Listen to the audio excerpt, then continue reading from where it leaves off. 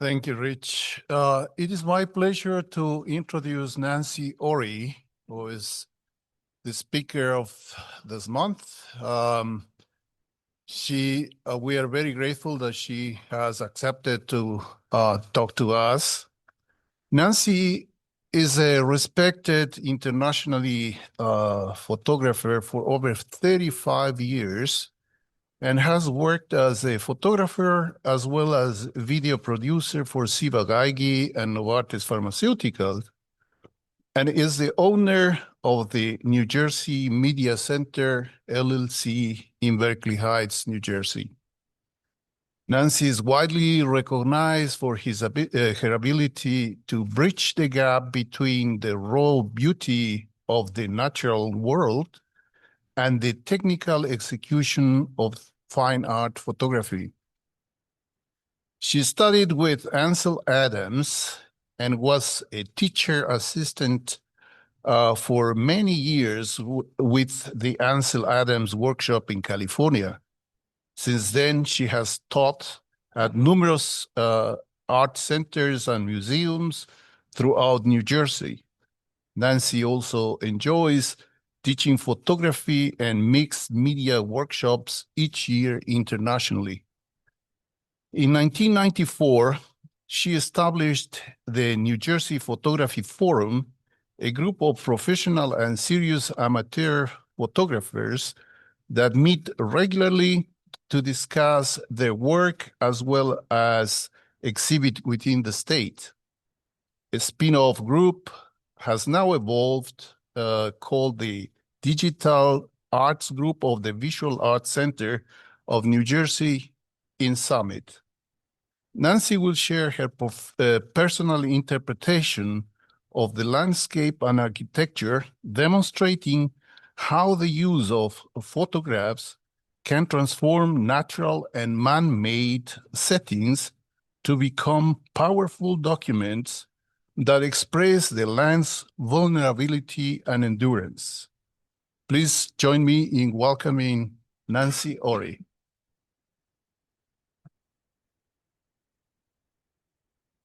Okay, I think our technology is all in place. It took us a couple of days to do that, I'll have you know. But I'm happy to be here, see all these bright, smiling faces.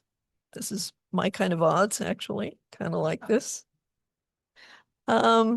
So today we're going to be talking about nature photography, of course, and, the understanding of how to see photographically and maybe more creatively. I know Alberto and I were just having a little discussion about going to really beautiful places. Now we have the time and the money and the, interest in seeing new places. Sometimes they can become overwhelming, and you're looking around, you're seeing all of these wonderful scenes and you're clicking away, trying to get, to the essence, if you will, or the postcard picture, that tells the story. And there's kind of a lot more to it than that, and we even spoke about what happens if you go back, and maybe visit the same place again. And I think certainly that's pretty helpful. But there's more to it than that. There's internalizing things, trying to become maybe more, get more emotion into your photograph. And that goes so much deeper than just, and of course everybody's using their cell phone. Lifting it, click, click, click. You're not going to get deep with that kind of activity. So today I'm going to talk about some of the things that I do. I didn't start trying to do this, it doesn't just magically appear.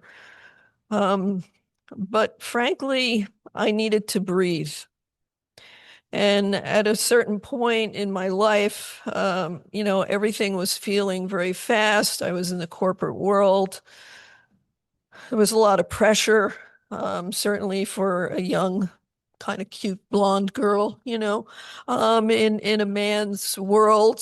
Frankly, photography was certainly that. At the time, I was also getting my master's degree at night, in dealing with corporate politics, and it was all starting to take its toll. And I know that, you can probably, some of you relate to some of that issue. Fortunately, I found Ansel Adams early on, and my priorities started to change. I got really more aligned with my own personal values. And I realized that the only place that I felt fully relaxed was outside. And, those pressures um, became less, and I was able to breathe.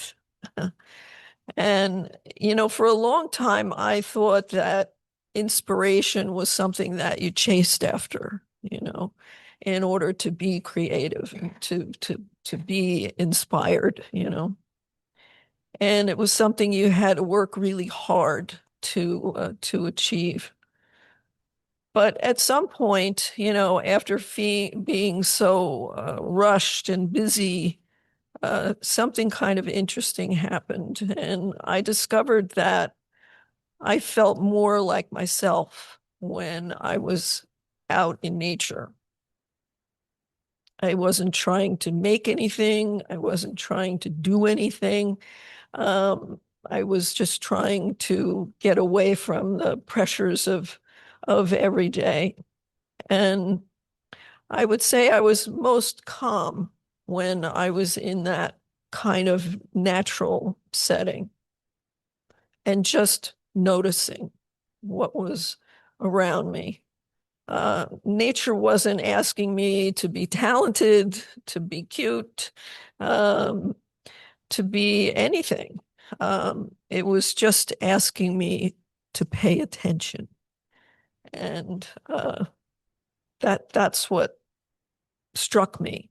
Uh, it became a kind of medicine, if you will, not just subject matter for my photographs. And I gained more experience, certainly. I was able to go deeper into learning photography and learning not just about the particular subject matter, because of course in the corporate world, it was pills. I was photographing drugs, and people who took the drugs, doctors who administered the drugs, and but once I met Ansel, I guess, and his love of the landscape, I started teaching and actually feeling more of that closeness to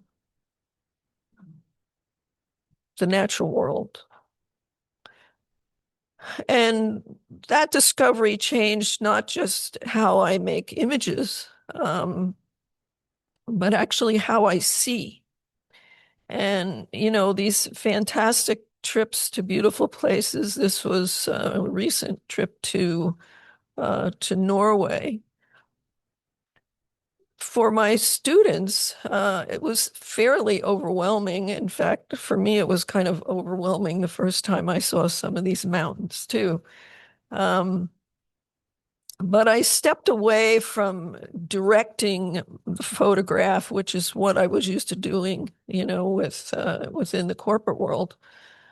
And once I could do that, and I could walk slowly, and I could pay more attention, I could smell the air, and all of this kind of gets absorbed in.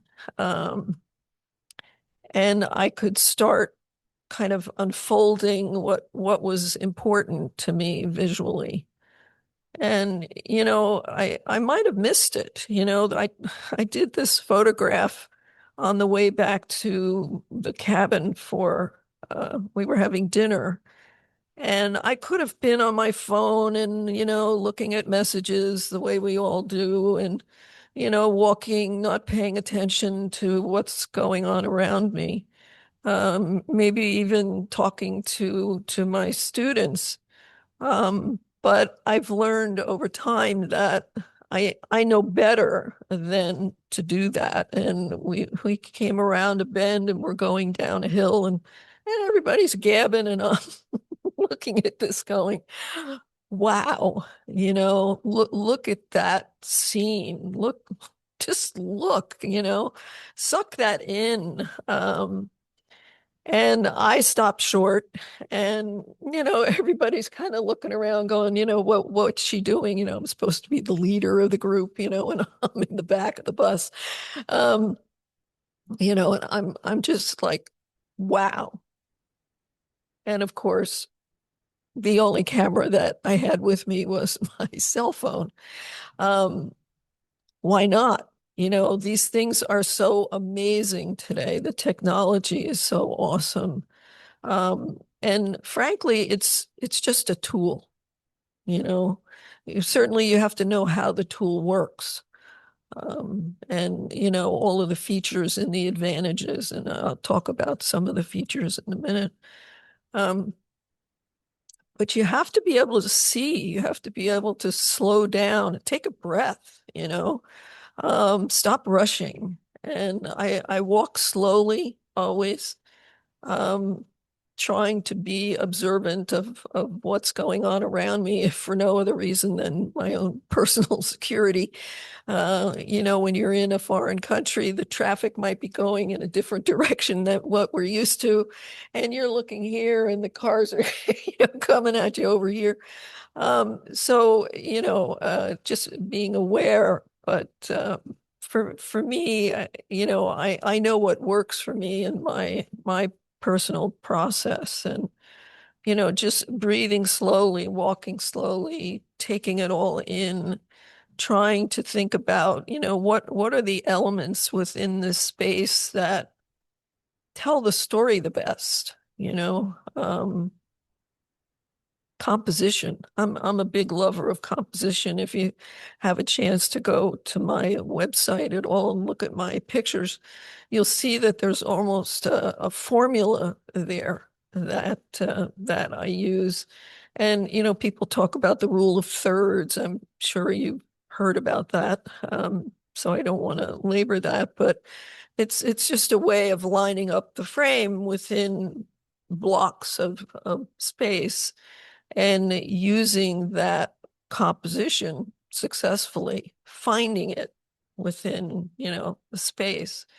And many times what you choose to leave out of the picture is just as important a choice as what you choose to put in the picture. So having some experience with that is pretty helpful. So if we wanted to talk about the basics of nature photography, it's really about this practice of carefully, noticing what's happening with the light, what's affecting the surroundings, and how do you feel about it? This is huge. Alberto and I were talking about that. How do you get that feeling into your photograph? Well, you're really only going to get that by walking around and looking carefully and what's the dominant element and what are the supporting elements. I love things in threes, which this is like a perfect picture for me. It has three things. They're varying slightly in size. They're arranged so that nothing's being cropped that didn't need to, that shouldn't have been cropped off. It has to have impact. The simplicity of things becomes really important. But it's my connection with light that really makes a huge difference for me. Usually landscape or nature photography, I should say, is defined by big landscapes, the Ansel Adams, pictures, which are wonderful. Sometimes wildlife, plants, or maybe an atmospheric condition of sorts. But, at its core, it's something more intimate for me. It's the art of noticing. And this is a deliberate act on my part of paying attention. I always get the window seat when I fly, um, which means I generally have to crawl over everybody else to just get out and go to the bathroom. But it's worth the struggle as far as I'm concerned.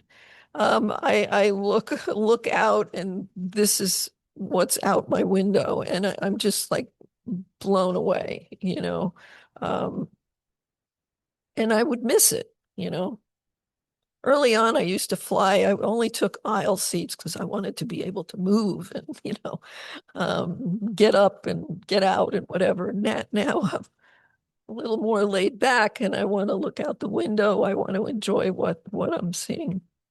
But it's this kind of careful observation of, rhythms and textures and colors, and most of all for me, the light. And for me, it's kind of a collaboration, if you will, or a relationship between me and the environment. I'm an observer, and I've always considered myself kind of a trained observer, having, been in the corporate world, photographing constantly every day. I would show up in the morning and I didn't know if I was going to deal with the president of the company or maybe the janitor on some kind of a training program, or a patient or a doctor. So every day I love the variety. Hanging out of an airplane, doing aerial photographs. For me, it was very exciting. It was very fast moving. But I used to think that there was a difference between the photography that I did at work and the photography that I did when I was out of work and I was working with the natural environment. But the reality is it all came from the same place. And it took me a while to realize that, it's the same photographer. It's the same emotional connection. It's that relationship that I had with whatever subject matter I was working with, and that I'm the observer of that, but I'm also a participant in what's happening. So it's all about really the art of interpreting what I would find beautiful in whatever kind of photograph that I was working on. And I guess it's that beauty in nature that really inspires me. And it's not complicated. That's kind of the cool thing. Um, but what you'll find when you slow down is that the camera is really just a tool. And I say to students, who come sometimes, and I have to say it's usually the guys, right, who come with this wheelbarrow full of camera equipment with lenses and filters and camera bodies and stuff. And they think that there's some kind of magic in buying the next bigger, better thing, and that's going to get me. And all eyes are on me right now because I'm talking about you. Um, and you, can't forget you guys. But it's just a tool, this is the thing that's making the photograph, And I tell my students, you could have the best microphone that is available, but if you've got a crummy voice, you're still going to get a crummy recording, It's this thing, right? And of course, we just heard some wonderful voices here. So I'm sure that he,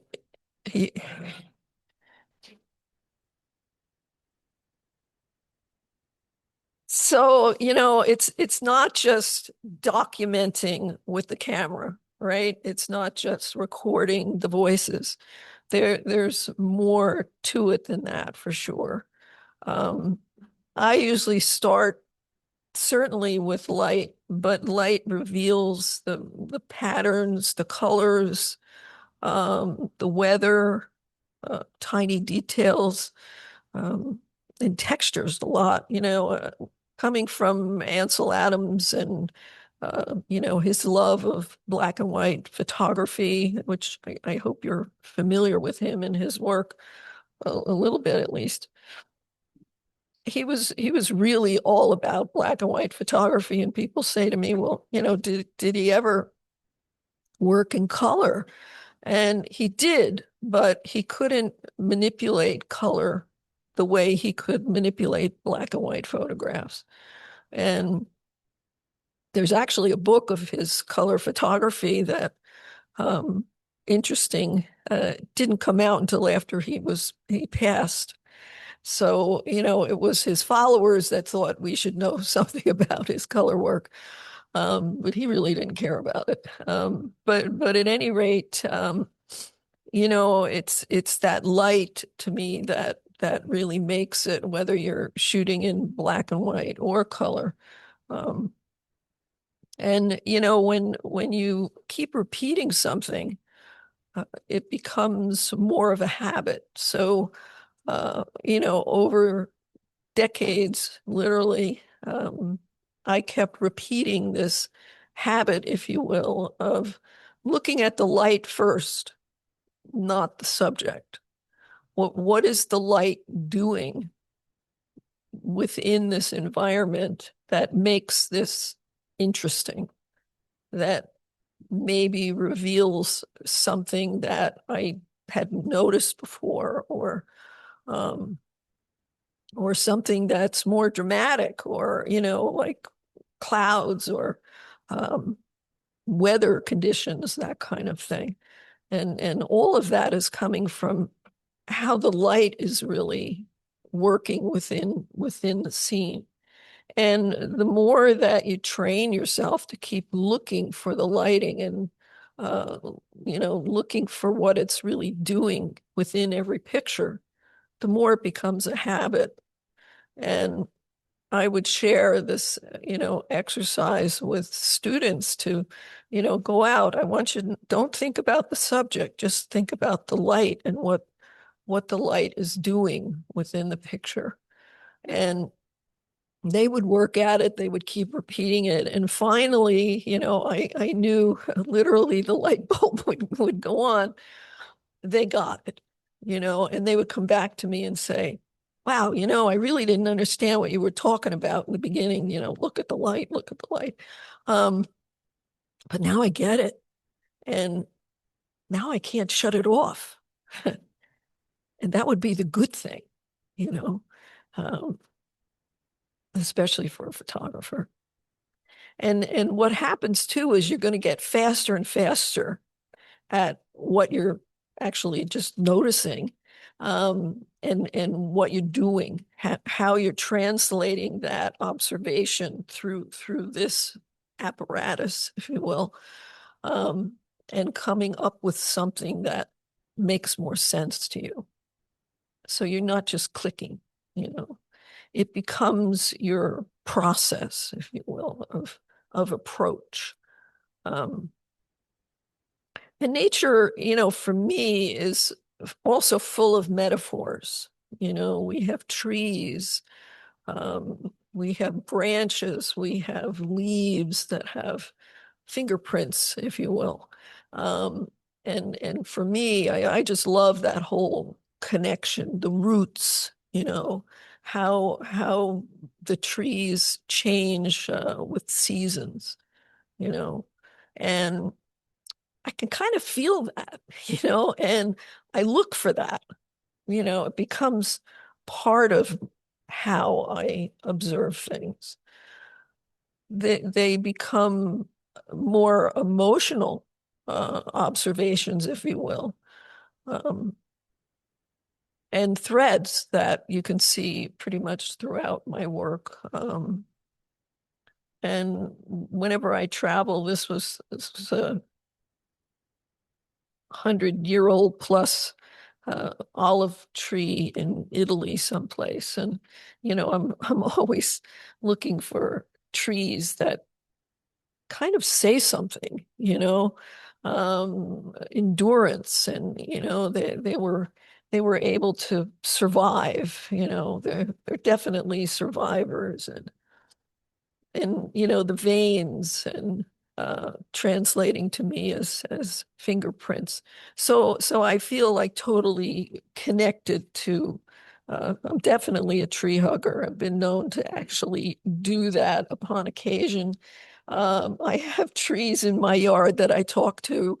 And science kind of says there's something behind this, and I think there is. There's one special tree that it's a fir tree, and I just love to pull on the branches and feel, all the little needles kind of softly going through my fingers, and I talk to that tree. So I feel totally connected, if you will.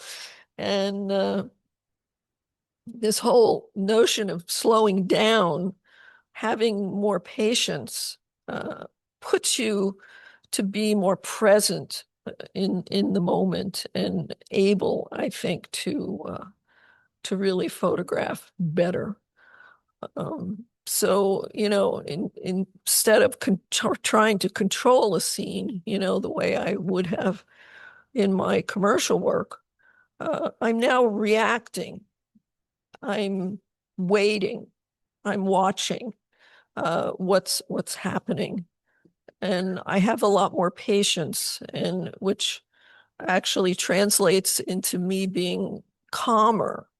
And because I have, like thousands and thousands of photographs in film, and then the transition into digital, um, I say to my students that they think I'm a little flip, I don't really care if the pictures even come out anymore, because then I have to store them, I have to fix them, I have to save them safely, I have to get new backups, I have to do all of this stuff.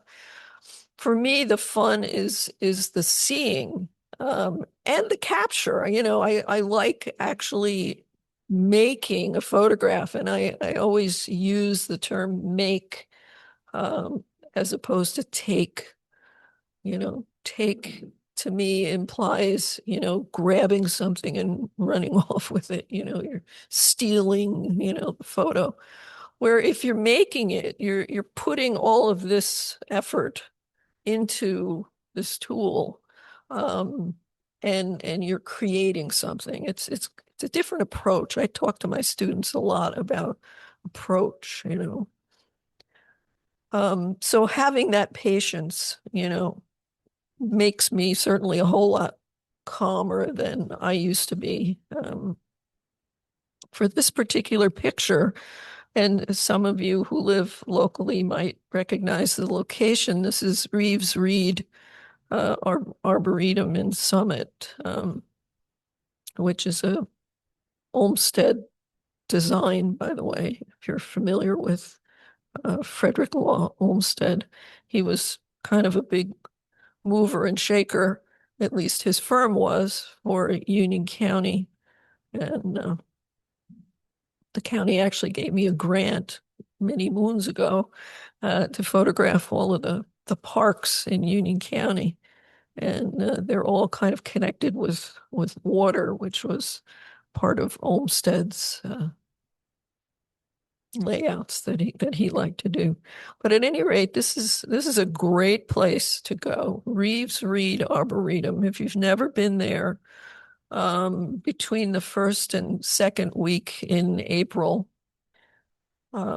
this is what you see: thousands of daffodils in what I would call like a bowl, if you will.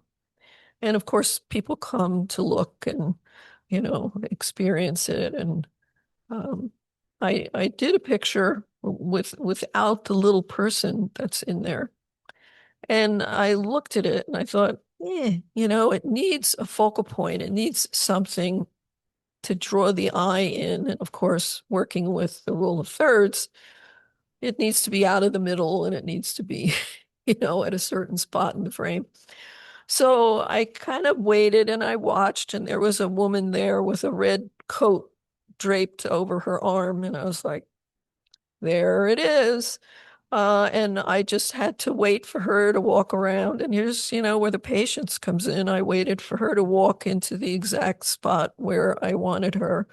And I made the photograph. And even though the red is just a minute piece, of the photograph, red and green are complementary colors in the art world. And when you have complementary colors, they kind of vibrate when they're next to each other. So if you need something to vibrate in the landscape, you need red. And there she was. And she was accompanied by a friend who has since been cloned out, who was wearing something not nearly as important as carrying the red jacket. So she left. That was it. She's gone.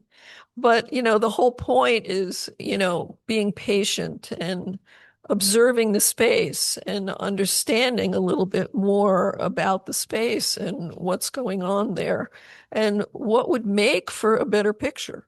I had the picture that was exactly like this without the person.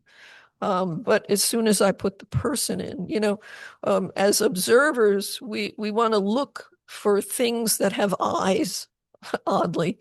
Um, it could be a snake, it could be a bug, it could be, a puppy, it could be anything, but we always are searching for things that have eyes. And of course, people. So bingo, she became the focal point of this photograph, and I think much more successful. So, I think Mother Nature can teach us a lot. You know, we see these master classes, offered online. I think Mother Nature could clearly give us a master class in design. Every element and principle of design that artists talk about is there.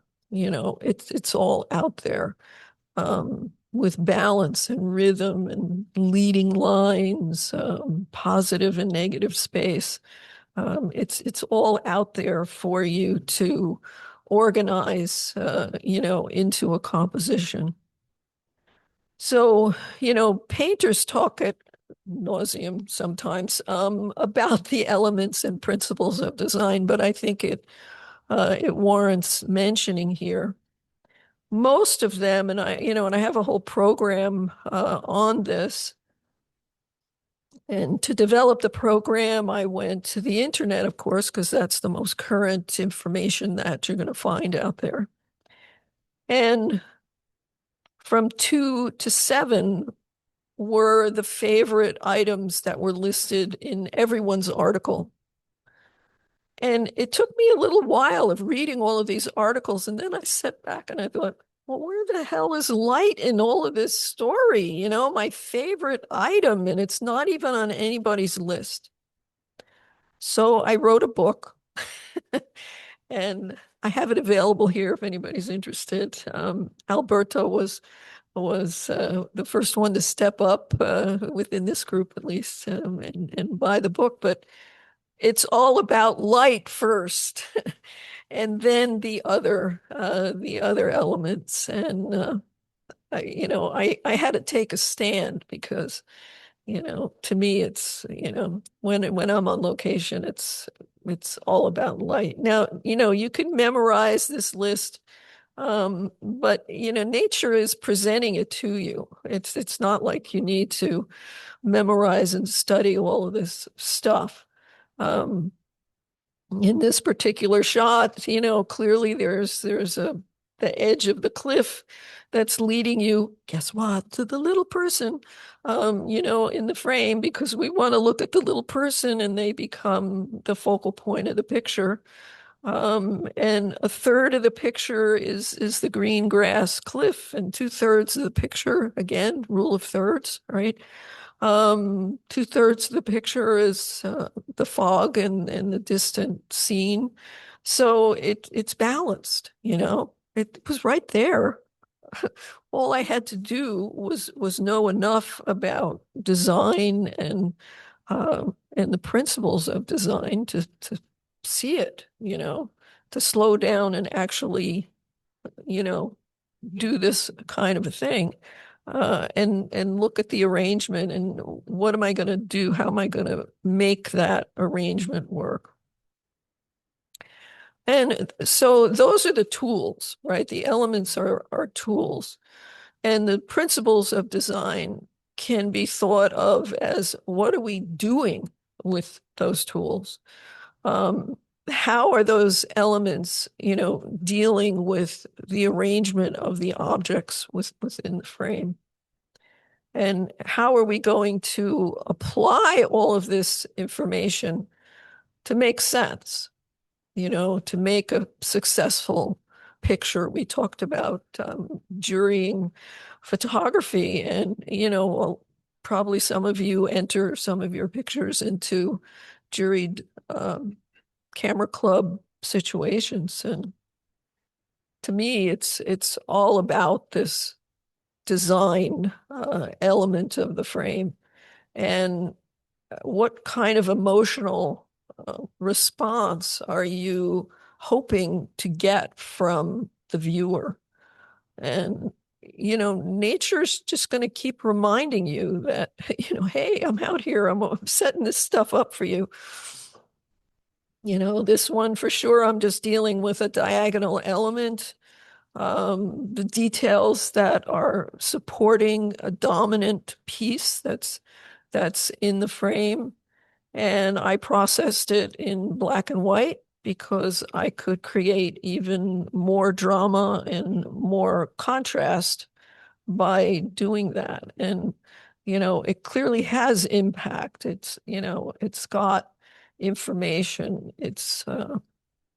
For me, it's got that connection with Mother Nature. And when you study these elements and principles, they actually, they're designed for all art forms. It becomes a visual vocabulary, if you will. And the more that you play with it, the more that you do it. Somebody once said, and I don't think it was Ansel, but it was one of those famous guys, who said you had to shoot 10,000 pictures before you really understood what the heck you were doing, right? It's so true. And, I take people on tours to wonderful places, and they come home sometimes with 5,000 pictures. So, they're already halfway there. But clearly they're not all good ones, when in doubt, throw out. That's my motto, my editing phrase for the day. But the more you do this stuff, the better you're going to get at it. So if you think, you're just going to have one famous trip to Paris and you're going to get all of these fabulous postcard pictures, if you haven't worked up to it, if you haven't played with some of these thoughts, yeah, you'll get the postcard picture, but it's not your picture. It's somebody else's picture. It's already been done.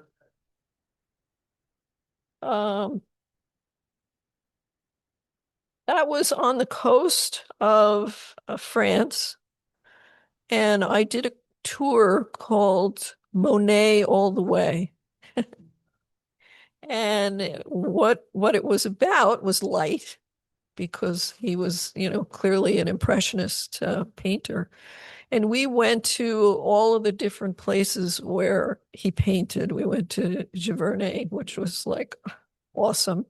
It was like my temple. To be standing on that green bridge, was like so cool. But this is off the coast, in a town called Étranger, something like that. And Monet went here many, many times and photographed this arch in all different light situations, cloudy days, sunny days, morning, afternoon, evening. So he had, gazillion paintings because he was studying light, you know. Great place, good tour. Um, so we've talked about, can we get some kind of emotion, out of our pictures? What can we do to kind of add this element of emotion? And I have to say, I've been able to do it much more successfully with my cell phone than my big camera. So there's hope. Um, I used to, and certainly with this weather, I'm not doing it these days, but I used to do a walk at Connell. Do you know where Connell Park is? Kind of along Valley Road there.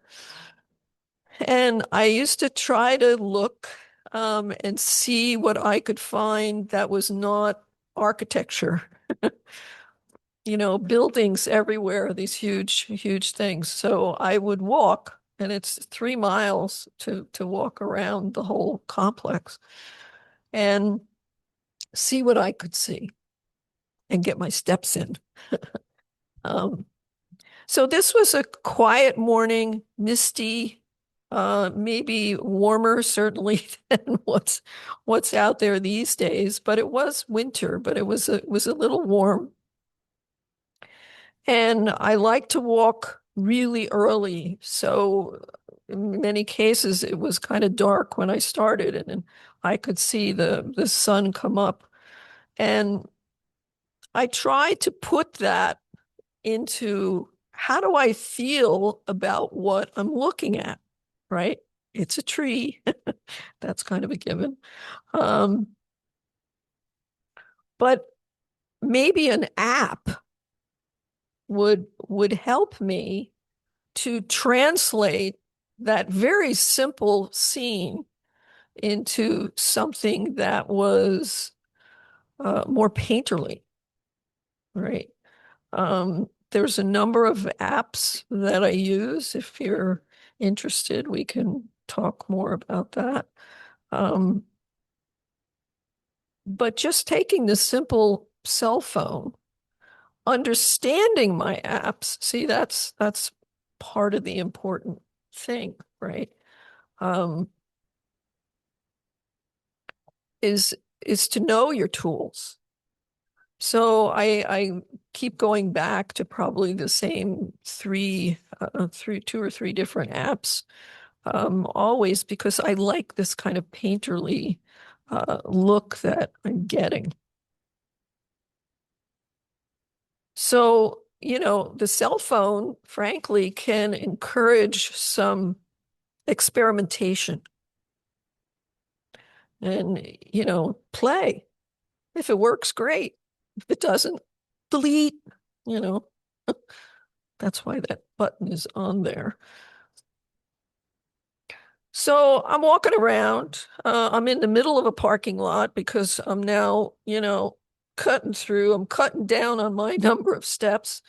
And I'm in the middle of this parking lot, and there's this cluster of trees. And I probably never would have made this photograph with my film camera because there would have been not really a lot that I could have done with it. Clearly not the kind of thing that I can do with it now. So I like the silhouette kind of an effect that it was getting, and, experimented with the cell phone, and I found a way for that particular image to fit my mood. Now, I understood the apps before I made the picture, so I knew what I could do with it. And I always like the painterly approach to things. A lot of people ask me, is that a painting? No.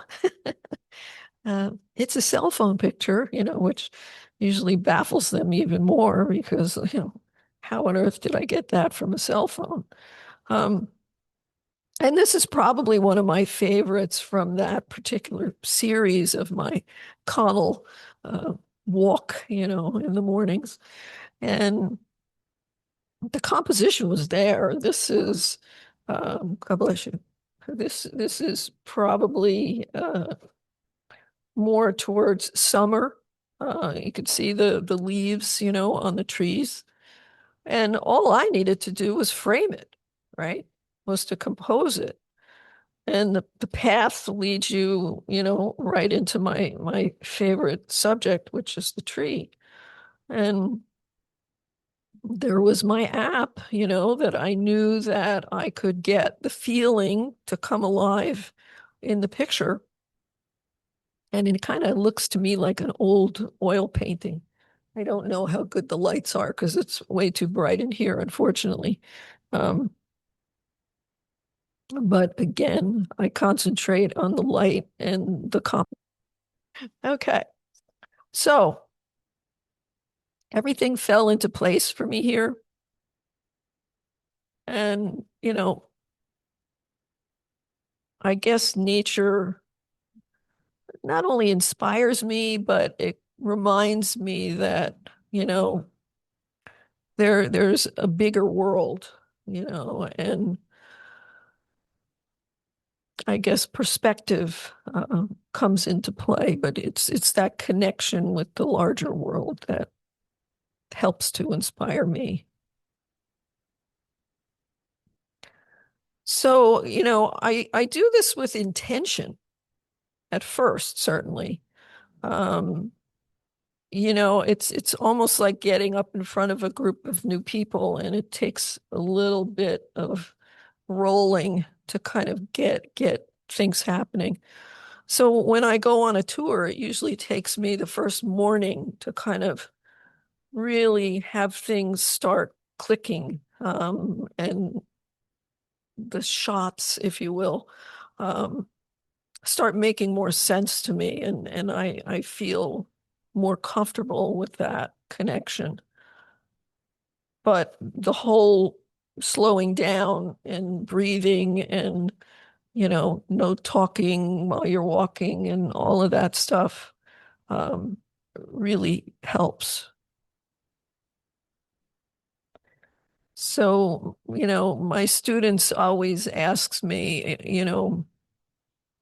how do I know when I found something that's actually worth making a photograph of? Well, I guess after years of experience, it kind of just, I know. But there's something in my brain that goes, ooh, and it stops me in my tracks. Sometimes I even say it out loud. My whole group was inside eating lunch, and I decided I wanted to go out to the van to grab my gear. And this is what I saw. This is like just beyond the parking lot. And I'm like, wow, it was worth not having dessert, This was my dessert. And just think, no calories, how good is that? So, it's sometimes when you least expect it, things present themselves. But for sure, it's always going to be the light.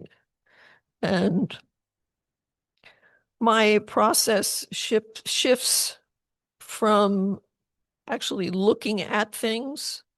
So, my mind always shifts from actually looking at things, certainly, to looking at the light. And, what's going on with the shadows, because the shadows are going to create volume.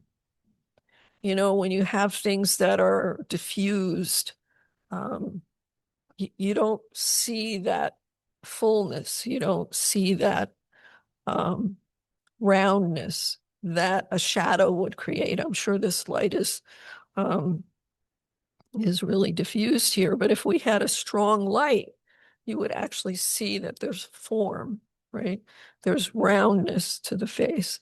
So sometimes, this was another one of those at dawn. I'm looking for how the light is changing on my scene and how it's helping to define things better, uh, and to just sometimes I just sit and watch and I don't even photograph. Um, the light sometimes becomes the subject of the photograph. This was in a little church in Italy, someplace, um, and the priest had just finished doing that bit with the little round thing, smoke in it. I don't know what that is. So there was like smoke, everywhere in the room. And I came around the bend and I'm like looking at these shafts of light. I mean, we could almost do it in here if we had enough smokers, I guess.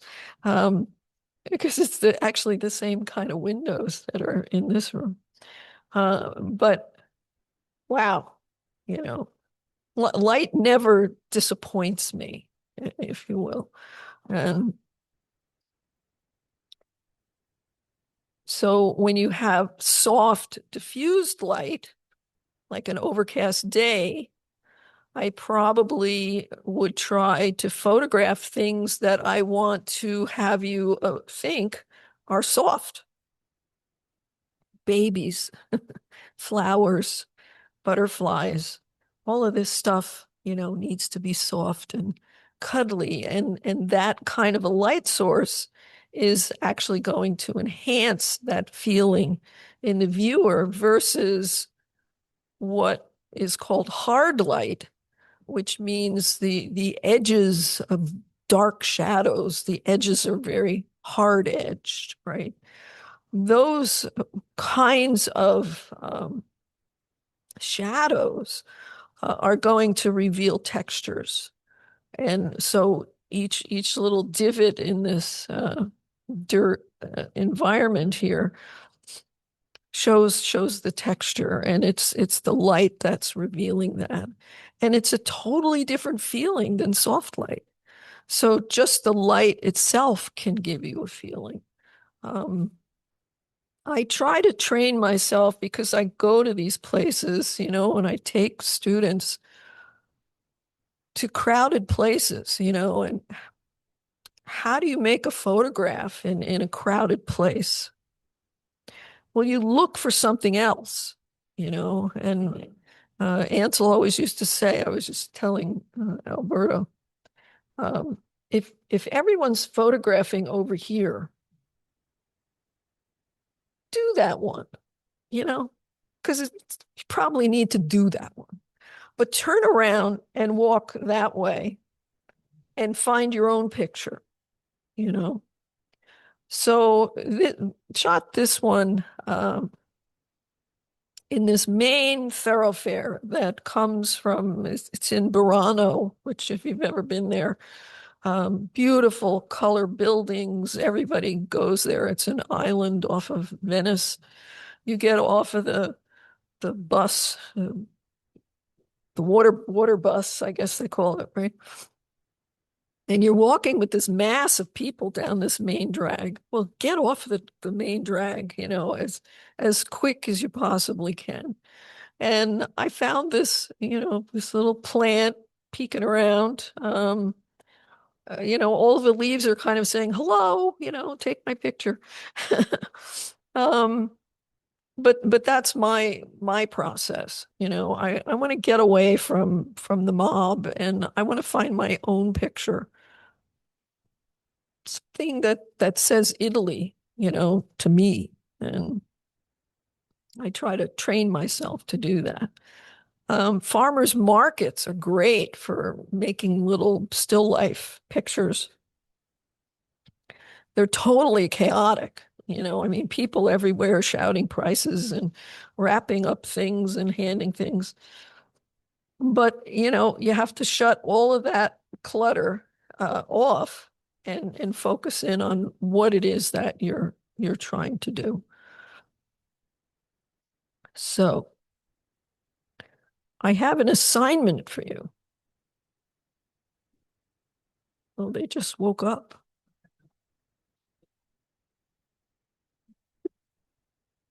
What I would like you to do is take this whole notion of light and go home and look at your place like you've never looked at it before. Watch how the light goes around the building and goes to different windows. And when it comes in, what is it shining on? Objects that you have overlooked for years, no doubt. Because I have the same thing. I have to kind of wake myself up once in a while and say, yo, you got some cool stuff here. Let's start noticing what's around. But I want you to look at the light and how it's maybe revealing something that you never noticed before. You don't even need to do a photo of it, okay? But if you want, do a photo and send it to me. So I know that you completed your assignment. Because, see, I'm a teacher in a former life, and I kind of like that stuff. So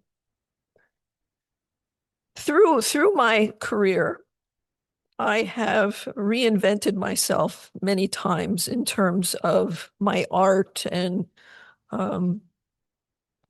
what I like to do with the materials, the tools. Okay.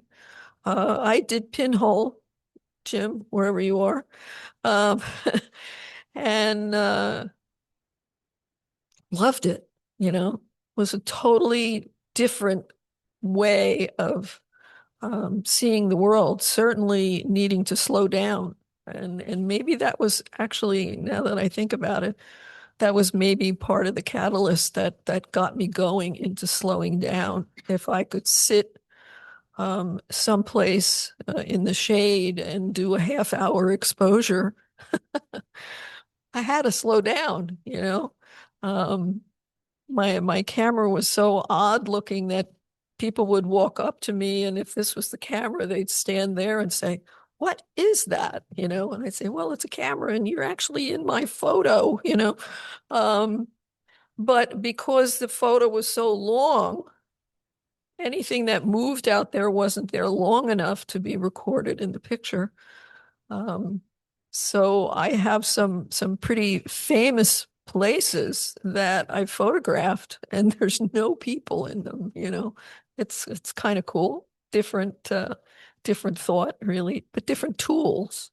So I played with Polaroid for many years, and peeling things and putting the picture on watercolor paper because I could. And just playing with the tools, but the composition and my love of light, my subject matter was still all the same stuff. Painting on my photos. Here's a cool one. If you have an inkjet printer, all of the phones have fabulous apps that can make a sketch out of your photo. And then upload it to your printer, print out a black and white sketch and color it in. I don't know about you, but I used to be a big fan of paint by number when I was a little kid. Right? And so here's my real photo with all the colors, and here's my outline, my black and white sketch. And now I paint on it with, I could do watercolor, I could do pastel. Photographers have this thing about brushes that drip. It's kind of scary. Um, so pastel is an easy one, right? Nothing's dripping. You can actually erase it, if you don't like what you did. But here, this is a great thing. And, I have introduced students to this like multifold but what it helps to teach you is to look at color and be more committed to what you're looking at. If you're working with paints, it will teach you how to mix paint, right? And you always have your original photo that you can go back to compare the colors. So fun stuff. Here's that original archway. And sometimes I'll just print out a very faded grayscale picture and then color it in. And it's just fun. Sometimes I'll color the paper. So this is watercolor paper. I'll put a little wash on it where I think color is going to be, because I can look at my original picture and I can see where the color is. And then I let it dry and I run that through my inkjet printer and I print the photograph on top of the wash, color wash. Really easy, really fun, very painterly, confuses the audience, which I love. You're so easily confused, So now I'm playing with mixed media, totally different ball game. And I first met my friend here over at the library around the corner. I just had a show of mixed media work. So now I'm playing with my same favorite theme of trees. I love architecture, so that's usually squeaking in there someplace. My photos and composition. So I'm controlling where you look within the frame still, And I have to tell you, this is a lot harder than just clicking a picture. But really rewarding and fun. They don't have to be big pieces. And this is another style of approach that I use. I put the paper through the printer several times to print images. I don't do Photoshop. People are always amazed when I say that after so many years of being in photography. I prefer to make the best picture that I can make at the time of capture and then fix it with what makes sense to me afterwards. So this was a silhouette on the bottom and kind of an abstract textural thing on the top. And I took some leaves and I inked them up with some copper paint and pushed them on top of the print. But this paper went through my printer twice to get the information on it. And that in itself, just figuring out how to line things up and maybe even how to photograph things that will work with this kind of process. Not so easy. One of my newer pieces, again, trees, threes. So the background has three different panels, different sizes. And the feathers coming forward, it's actually even coming right out of the mat, if you will. I'm repeating colors, I'm repeating shapes exactly the way nature would, right? And I'm doing that to create the composition that maybe Mother Nature has taught me to see. So now I'm creating it myself with my art materials and textures and connecting, making relationships with things in a very similar way that Mother Nature is doing out in the landscape. And it's all fun stuff. It's totally changed the images that I photograph now. So I've let nature become my mentor. And, it's presenting all of this wonderful stuff. You just need to know how to frame it up, how it's going to work. Okay. So, over the years, I've learned that many people reach a moment where they don't want to explore things alone. And I think we can all kind of relate to that. So I wanted to, encourage more conversation. And I've created a few options for you here to look at. And, maybe you would enjoy having some company or some support on some of these things. I think it was mentioned, I established the New Jersey Photography Forum, which is a group that meets monthly now on Zoom. It's free. We talk about photography. And we do annual exhibits. So when we talk about photography, we're critiquing each other's work, if you will. We have a meeting tomorrow night if anyone is interested.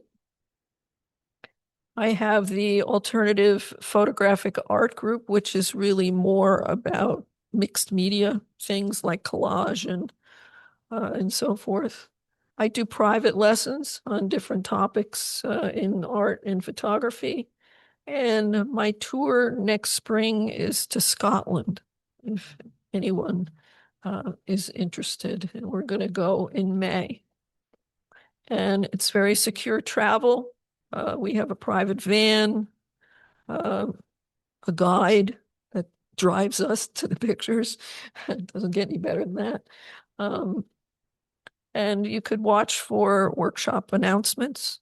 So lots of options out there, some free, some not. But you can always contact me. These guys all have my email, especially Joel.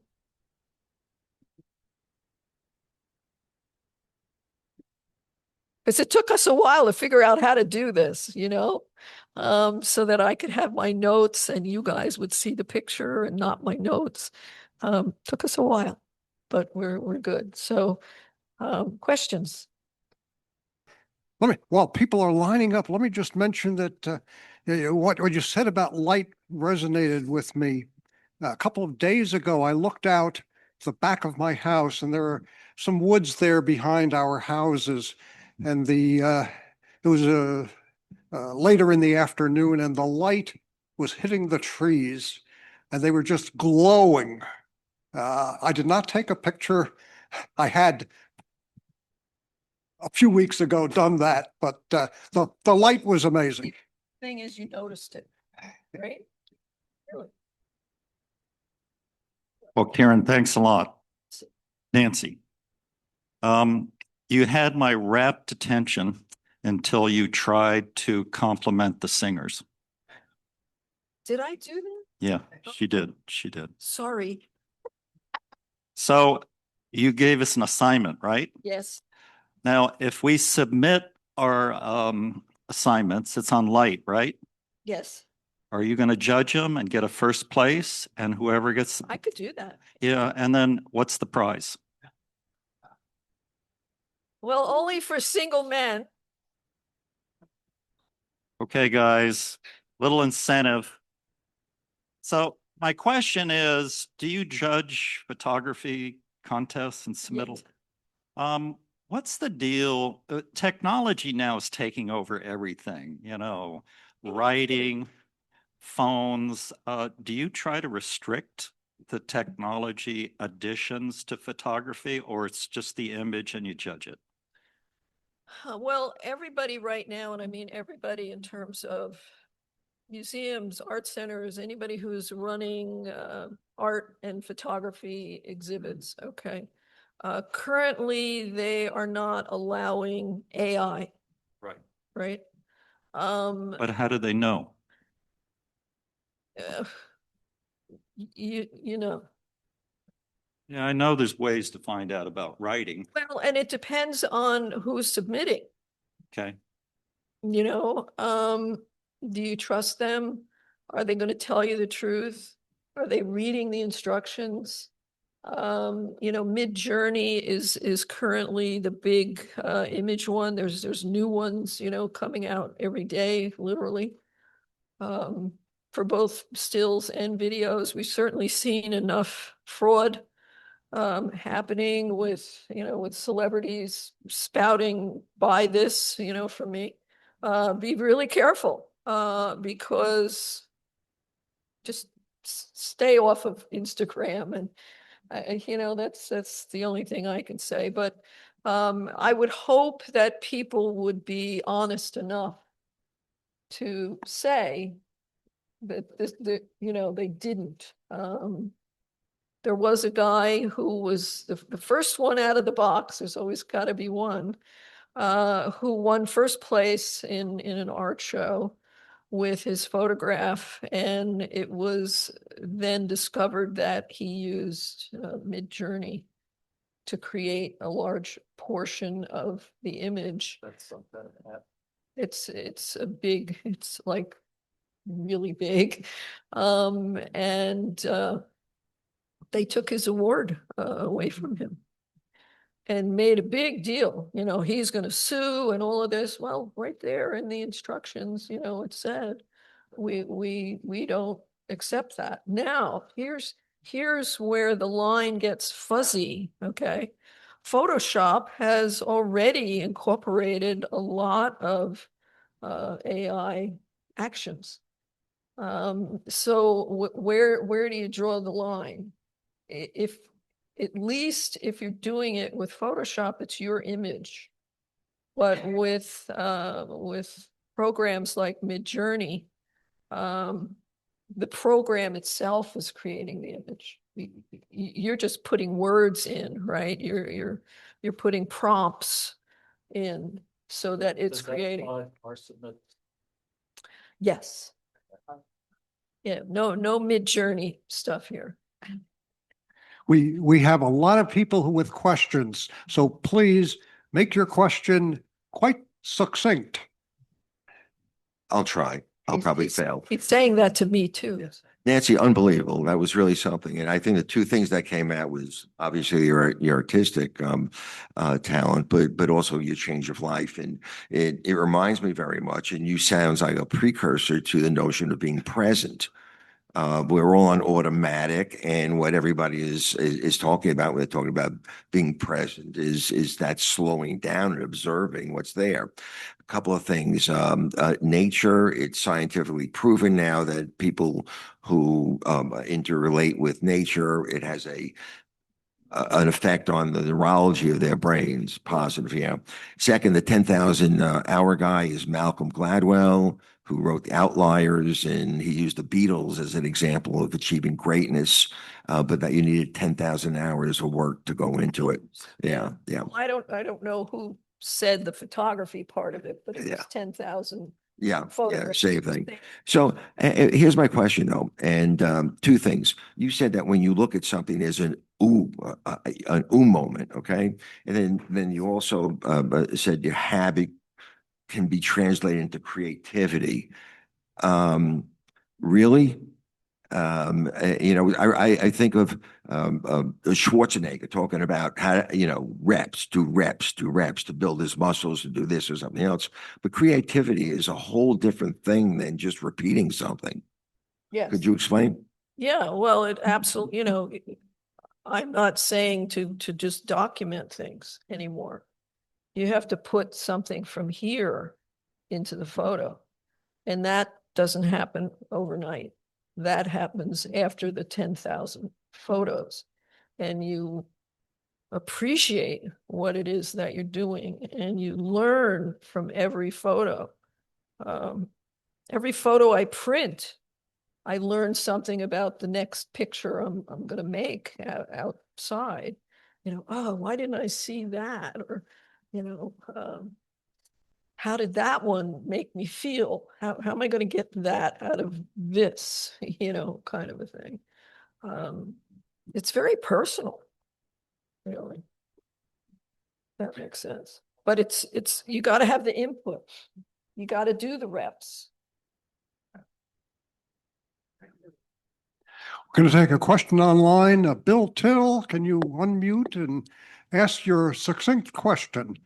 Yes, Nancy, thank you very much. Probably the best thing I've seen on art.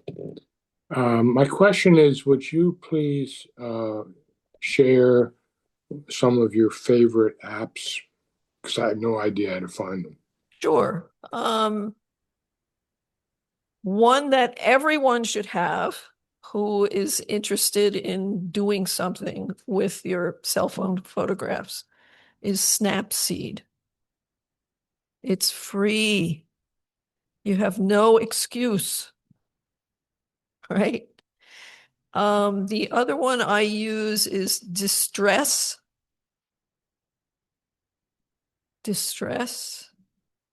And the third one I use is Grunge-tastic. That's how you get all the gritty, you know, stuff. It's very good. Is that good? Make your list.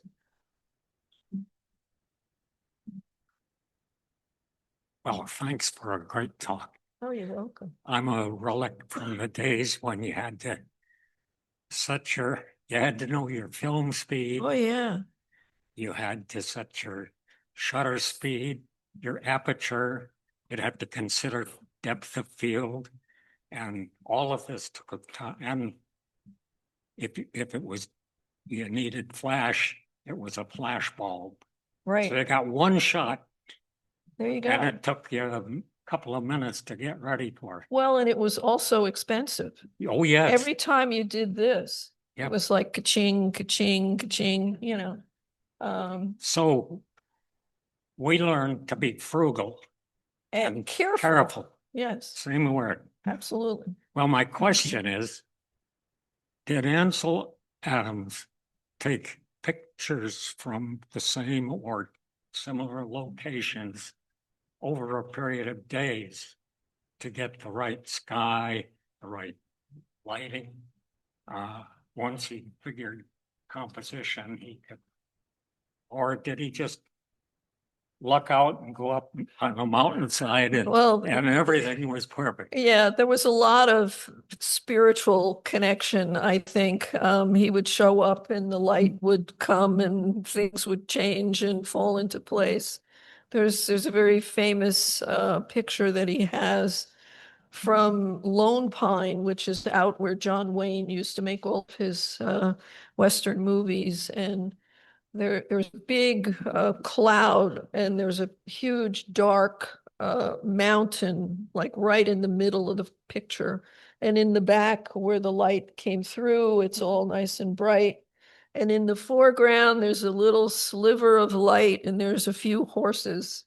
You know, he rarely include, yeah, it's done at Lone Pine. Well, he stopped the car. He knew where he wanted to make that photograph. He had a roof rack that he had to climb up with all of his paraphernalia. His poor wife, Virginia, is in the car drinking coffee, and the clouds are moving.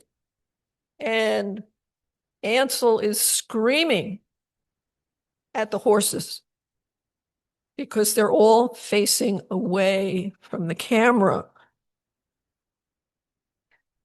Not a good look, especially for an Ansel Adams photograph, right? Well, divine intervention. And you go home and look at that photograph. They're no longer facing away. They turned and, you know, he clicked, the clouds moved, the opportunity was over. So yes, I think that there was some connection somehow with a number of his pictures. But if you've studied Ansel at all, you know that he went to Yosemite, I think, since he was like 8 years old, every summer. So he had the opportunity to revisit, you know, all of these places. And we only see the really good stuff, right? Right. We don't see all of those huge stacks of negatives that were thrown away. So, you know, Well, I did that with the fox a couple of days ago. he's got the hook. We're going to take another question online. Bill Aphrodisi, unmute and ask your succinct question, please. Yes, thanks very much for your presentation. It's excellent.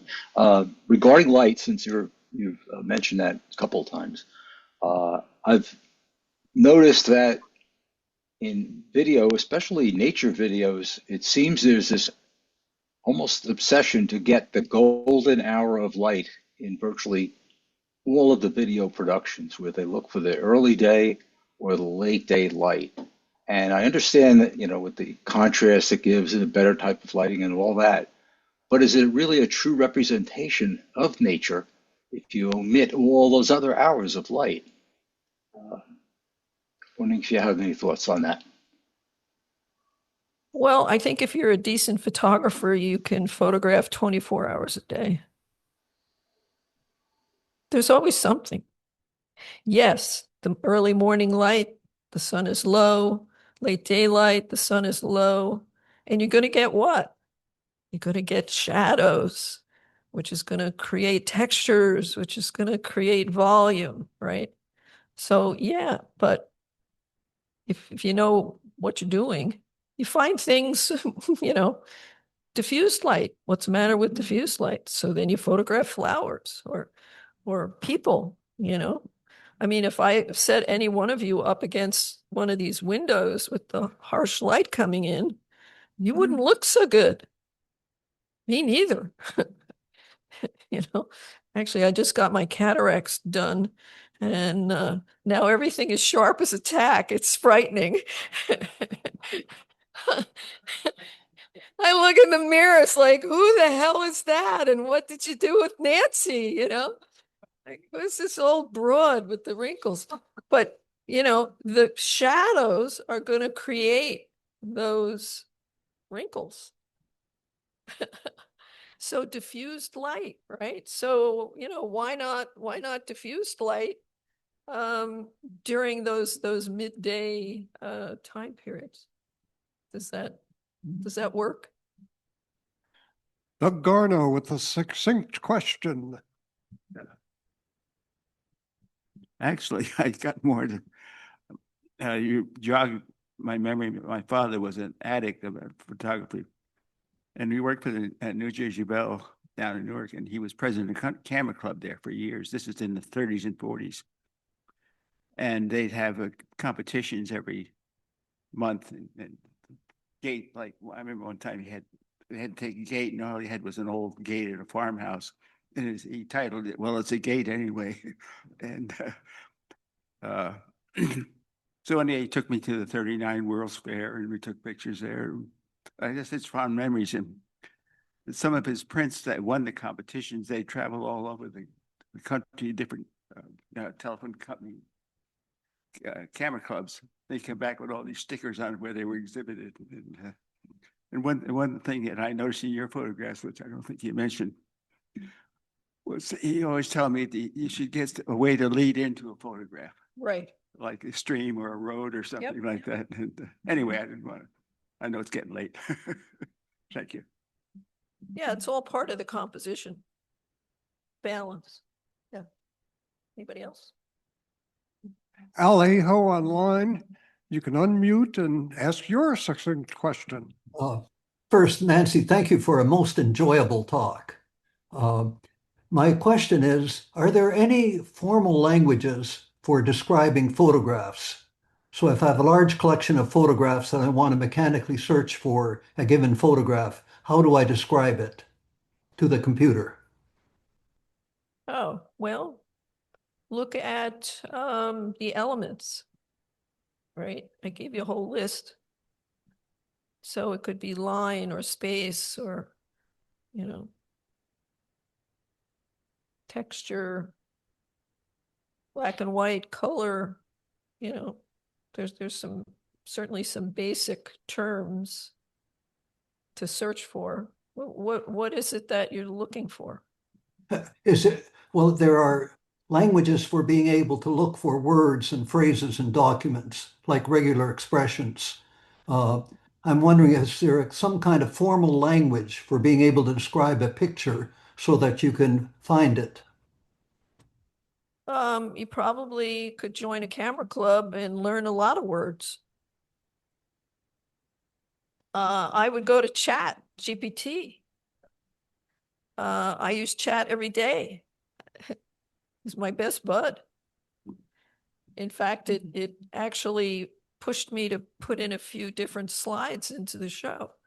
I put the slideshow into Chat, said critique. Cool, huh? You know, it's like having an assistant. But yeah, I would go to Chat or join a camera club. Find the words. You know. Well, last question online. Susan Haig, Civic Story, New Jersey. Hi, everybody. I'm over here in South Orange. Nancy, thank you. That was just tremendous. And I was in Summit many years. So I have a quick question about these entering a competition because I had not thought about it, but I happen to know somebody who's sitting on years of brilliant wildlife. I mean, the best of the 10,000s, brilliant, celebrated. And there was just a competition that closed at the ROM, the Royal Ontario Museum. The last date was midnight, Sunday night. So I just was curious as to what you would say. This is what they said. The criteria for this adult photo composition: once a year, content originality, technical quality, visual impact. The three judges look tremendous and thoughtful. They teach. But they said each entry has to be, you have to present them on a public, unlocked Instagram account. And they give the Instagram. Is that normal? Would you say, yeah, that's a great place to try kind of breaking through if you're sitting on just fabulous photos that nobody knows about? Yeah, well, I don't post pictures anymore because, you know, it's all being taken and used. So I wouldn't recommend doing Instagram judging. That's weird. Pretty much every camera club that I've ever judged for has a site, a secure site where you go and I look at the stuff. Or they do it themselves because most of my judging takes place live. I like this kind of interchange with people. The easy ones are just, you know, you go into an Excel spreadsheet and, you know, but it's all offline. Nothing is for the public. That's really odd. I would be afraid to do that. And in fact, you know, all these people posting family photos on Facebook, you're posting it for all of these AI things to go in and scrape them. And it, you know, it's not, you know, and that's usually a question that everybody asks, like, what happens? When they scrape your photo, like my initial interest is I went to Midjourney, this big photo, you know, reservoir of stuff. And I said, give me a picture of Cuban portraits in the style of Nancy Ori. That was my prompt. I got 4 pictures back. They could have been right out of my portfolio. It blew my mind. It went instantly to my website to look at my style and then created these Cuban images from all of the pictures I have of people from Cuba. Pretty interesting stuff. Now, it didn't take a picture and say, here, it somehow messes all with the pixels and, merges all of these images that it might have of Cuban portraits and comes up with this generic one, but it was a generic one that looked like it could have been mine, just like, wow. So when you post things, you're putting it out there for the future, and it's never going to go away. You may take it down, but it's already somewhere else, I fear for these kids that are posting all of these weird things. Parents, wake up, because these kids are going to want to get jobs down the road, and that history is never going to go away. So anyway, I ramble. He's got the hook. Alberto, please thank Nancy for us. Diffuse light. Thank you so much. I'm really grateful for you having accepted to come here and talk to us. You are a tremendous, inspiring person for all of us. I have to work on my picture. Still, I do not have. I beat the 10,000 mark, but still I do not have a picture with which I identify myself. We have 3 ways to recognize your talk today. And the first one is a certificate of appreciation, which is, it has a logo of an orchid here. And you probably know that Summit was in the 30s the capital of the orchid in this area of the country. So this for you. We have an actual orchid for you. I hope you can get some light there and, play with that. I certainly will. You have no doubts. And we have the third, probably is the most impressive for us, is